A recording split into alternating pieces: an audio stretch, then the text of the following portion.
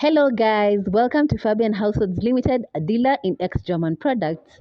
We are located at Muihoko, behind Kahawa Sukari, near Kiriri Women's University of Science and Technology.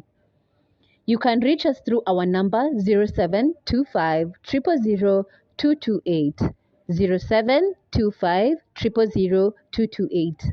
And today I will show you how to make coffee using a coffee maker.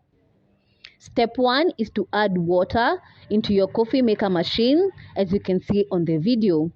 Depending on the amount of guests that you have or yourself with your family, you can pour in 2 to 4 cups of water.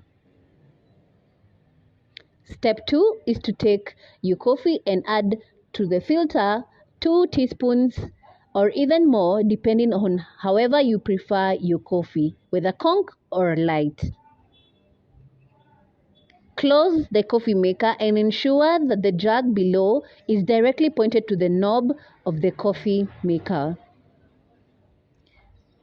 Ensure that your coffee maker is connected to the electricity power and switch on the button on the right side of the coffee maker, which will turn on into red.